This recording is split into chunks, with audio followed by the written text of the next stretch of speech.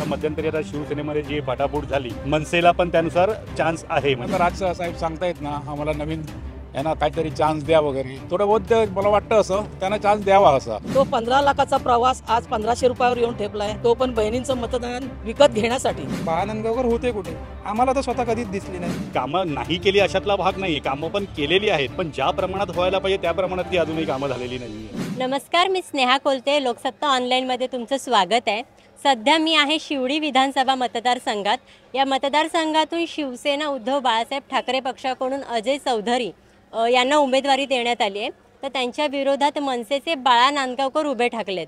तर स्थानिकांना या उमेदवारांविषयी काय वाटतं, इथल्या समस्या काय आणि येणाऱ्या नव्या आमदाराकडून या स्थानिकांच्या काय अपेक्षा आहेत हे आपण जाणून घेऊयात. तुम्हाला काय वाटतं की अजय चौधरी आणि बाळा नांदगावकर यांच्यामध्ये कोणाचं पारडं जड आहे? अजय चौधरींचं, आमदार अजय चौधरींचं. कारण त्यांची कामं आहेत. 10 वर्ष त्यांनी आमदारकी काळजी केली आहे ना, त्याच्यामध्ये भरपूर कामं केलीत त्यांनी.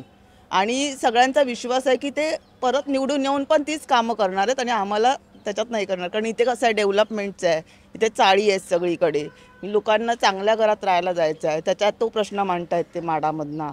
नंतर पाण्याच्या समस्या, आता त्यांनी पाण्याची समस्या पण सोडवायला घेतल्यात. अशा बऱ्याचशा समस्या आहेत त्या सोडवतात. ते केव्हाही भेटतात आम्हाला. मेन म्हणजे स्थानिक आमदार असल्यामुळे ते केव्हाही अवेलेबल असतात. कधी जा कधी बोला ते असतात अवेलेबल. म्हणून आम्हाला सगळ्यांना असं वाटतं की तेच येतील. अजय चौधरी 2014 पासून इथले स्थानिक आमदार आहेत आणि त्याच्या आधी 2009ला बाळा नांदगावकर होते.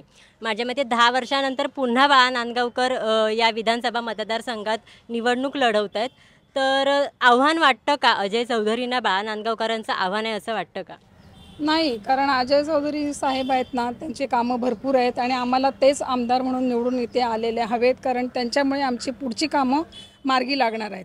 यंदा त्यांना पुन्हा संधी मिळेल. आता तुमच्या एकूणच बोलण्यावरून वाटतं की अजय चौधरींना चांगला पाठिंबा मिळतोय. अजय चौधरींनी आतापर्यंत केलेल्या कामांना तुम्ही किती मार्क्स द्याल? 100पैकी 100.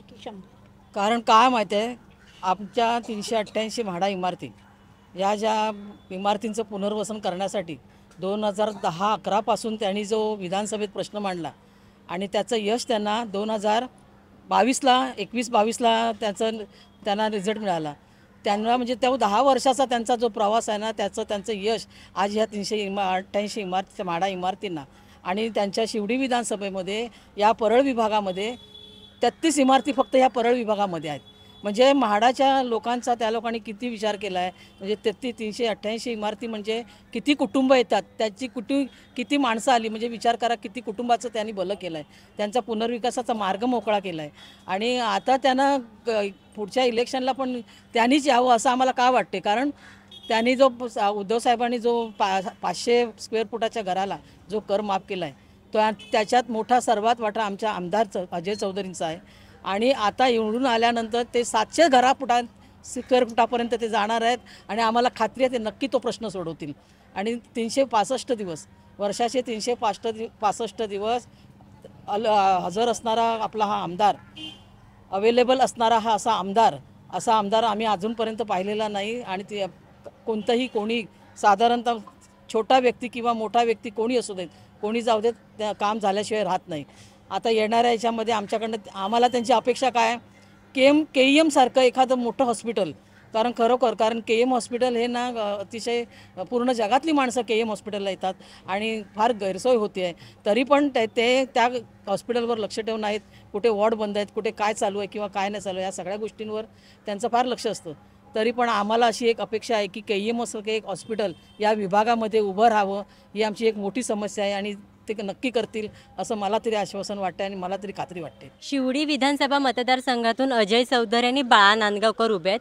यांच्यापैकी कोणाचं पारडं जास्त जड वाटतंय तुम्हाला? आता तसं बघायला गेलं तर आता अजय चौधरी सलग मागच्या पर्वात पण ते निवडून आलेले, परंतु आता मध्यंतरी आता शिवसेनेमध्ये जी फाटाफूट झाली त्यानुसार मनसेला पण त्यानुसार चान्स आहे. म्हणजे महाराष्ट्र नवनिर्माण सेनेला बाळा नांदगावकरांना पण चान्स आहे. या मतांच्या विभाजनामुळे बहुतेक त्यांना चान्स मिळू शकतो असं मला वाटतं. आणि मनसेला महायुतीने सुद्धा पाठिंबा दिलाय, त्याच्यामुळे अजय चौधरींना कितीचं आव्हान आहे यापुढे? हे पहिलं जसं इझी होतं इलेक्शन अजय चौधरींसाठी, कारण की हा पारंपरिक शिवसेनेचा हा बालेकिल्ला आहे. पहिल्यापासून इथे शिवसेनेचं वर्चस्व कायम आहे. परंतु आता ही शिवसेनेची फटाफूट झाली त्यानुसार आता दुसऱ्या म्हणजे आता शिंदे गटांनी पण आता मनसेला पाठिंबा, जाहीर पाठिंबा आता उघड केला आहे. त्यामुळे जितकी म्हणावी तेवढी अजय चौधरी साहेबांना ही आता म्हणजे कठीण वाटते त्यांच्यासाठी यावर्षी. आणि गेल्या 10 वर्षांपासून अजय चौधरी इथले आमदार आहेत.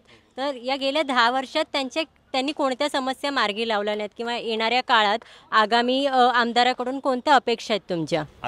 आता सध्याच्या जर आता इथे बघायला गेलं ओव्हरऑल, आता तुम्ही हे आमचं नरे पार्क मैदान बघताय, त्यामुळे आता हे खूपच म्हणजे खेळण्यायोग्य नाही आहे मैदान एवढं आता यामध्ये. आता आणि हे एकच मैदान आता ह्या परळ हे आणि कामगार मैदान उरलं आहे, त्याची पण अवस्था तीच आहे. आता खेळासाठी मुलांसाठी पुरेसा असा मुबलक असं मैदान वगैरे नाही आहे. त्यानुसार हे रस्त्यांचे प्रश्न आहेत. मध्यंतरी आमचा जो परळचा ब्रिज होता तिथे मोठ्या प्रमाणात खड्डे होऊन तिथे ॲक्सिडेंट पण खूप झालेले, नंतर आंदोलनं वगैरे झाली, त्याच्यानंतर पुन्हा ते झालं. आता मध्यंतरी एक पाण्याचा पण मोठा बिकट प्रश्न इथे आमचा निर्माण झालेला, तेव्हा पण सगळ्या पक्षांनी येऊन नंतर आंदोलनं वगैरे केली. पण आता हे असे नॉर्मल प्रश्न आहेत ते आहेत. अजून ती काय आता कोणीही येऊ दे, आमदार किंवा खासदार होऊ दे, हे प्रश्न अजून पाहिजे तसे अजून पूर्णपणे अजून सुटलेले नाही आहेत. तसं हे पुन्हा हे सगळ्या गोष्टी अशा ह्या चालतच आहेत अजूनही तसं बघेल. ओके, गेल्या 10 वर्षात अजय चौधरींनी केलेल्या कामाला तुम्ही 10 पैकी किती गुण द्याल? 10 पैकी माझ्या मते मी 7 गुण देऊ शकतो त्यांना असं पूर्ण. कारण की कामं नाही केली अशातला भाग नाही आहे, कामं पण केलेली आहेत, पण ज्या प्रमाणात व्हायला पाहिजे त्या प्रमाणात ती अजूनही कामं झालेली नाही आहेत असं. या सरांनी मैदानाचा मुद्दा मांडला. तरुण म्हणून तुला काय वाटतं की या मतदारसंघात अजून कोणते प्रश्न मार्गी लागायला हवेत? त्यांनी सांगितलं तसेच अजून काही प्रश्न आहेत. तसे त्यांनी सांगितलं मैदानाचे प्रश्न, तसेच पाणी बिणीचे असे नॉर्मल प्रश्न त्यांनी सोडवायला लागतील. कारण जे कोणी आमदार येतील नवीन त्यांनी तसेच तुम्ही बोलला तसे अजय चौधरींनी काय कामं केली. त्यांनी तशी विभागासाठी खूप काही चांगली कामं पण केली आहेत आणि अजून पण ते करू शकतात याची मला जाणीव. तू किती गुण देशील अजय चौधरींना? 10 पैकी 8 गुण देऊ. या शिवडी विधानसभा मतदारसंघात अजय चौधरी विरुद्ध बाळा नांदगावकर अशी लढत आहे. तर तुम्हाला कोणाचं पारडं जड वाटतंय? नक्कीच अजय चौधरी यांचं. का? आता तुम्ही गेल्या 15 वर्षापासूनचा शिवडी विधानसभेतला निकाल जर पाहिला असाल, 2009 साली शिवसेनेची सीट ही पडली. ती काही अंतर्गत वाद असेल किंवा काय असेल त्यामुळे पडलेली. त्यावेळी बाळानगावकरांना शिवडी विधानसभेच्या जनतेने एक चान्स दिलेला, पण त्यावेळी त्यांनी फक्त पक्षपात पाहिला. जेवढे पण महाराष्ट्र नवनिर्माण सेनेबद्दलची जी कामं असेल तीच त्यांनी केली, बाकीच्या कुठल्याही कॉमन मॅनकडे लक्ष दिलं नव्हतं. त्यामुळे 2014ला ते पुन्हा उभे राहिले, पण 2014ला ते उभ्या राहिल्यानंतर ते तितक्याच मताधिकांनी पडले. हा पण तुम्ही विचार करा. त्याच्यानंतर ते असे पडले 2014ला की 2019ला त्यांनी परत उमेदवारी घेतलीच नाही. आणि त्यावेळी आता माझ्या माहितीप्रमाणे मला जेवढं आठवतं आहे त्यावेळी ते बोललेले की यानंतर मी एकही इलेक्शन लढणार नाही करून. तरी त्यांच्यावरती आता एवढी मजबुरी आली कारण का त्यांच्याकडे उमेदवार नाही आहे या विधानसभेत आणि ते आहेत मुळात माझगावचे. त्यामुळे त्यांना उमेदवारी शिवडी विधानसभेत कोणाला द्यायची हा त्यांच्याकडे मोठा प्रश्न होता. परत त्यांनी बाळानगावकरांचा चेहरा या मतदारसंघात आणला. आणि महत्त्वाचं म्हणजे गेल्या 10 वर्षात बाळानगावकर हे कुठेच दिसले नव्हते.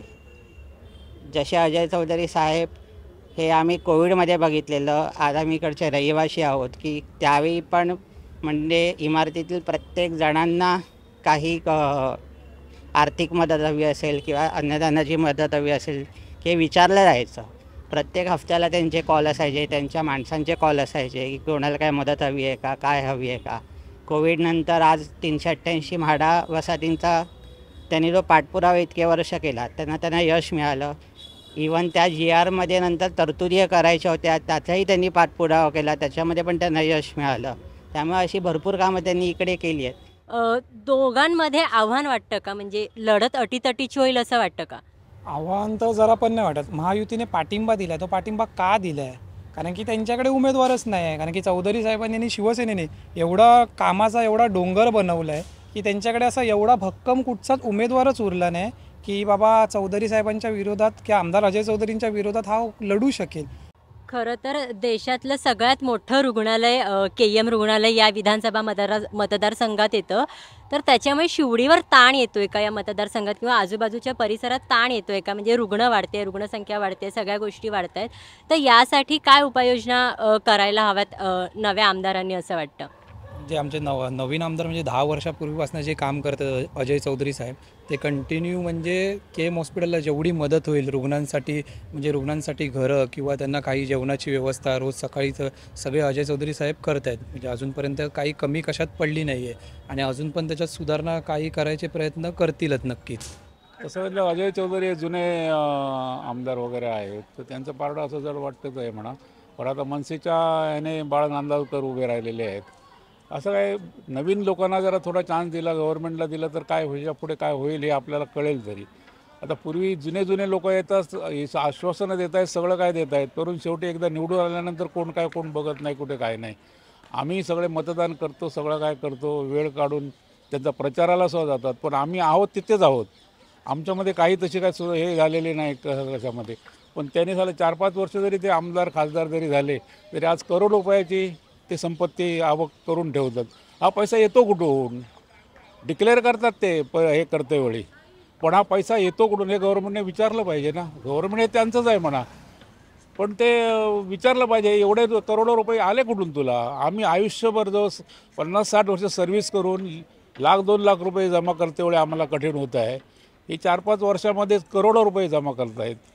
त्याच्यामुळे काय हे सगळं करप्शन चाललेलं आहे. सगळं येईपर्यंत आश्वासनं वगैरे देतात, सगळं काय देतात, परंतु पुढे काही तसं काय होत झालेलं दिसत नाही.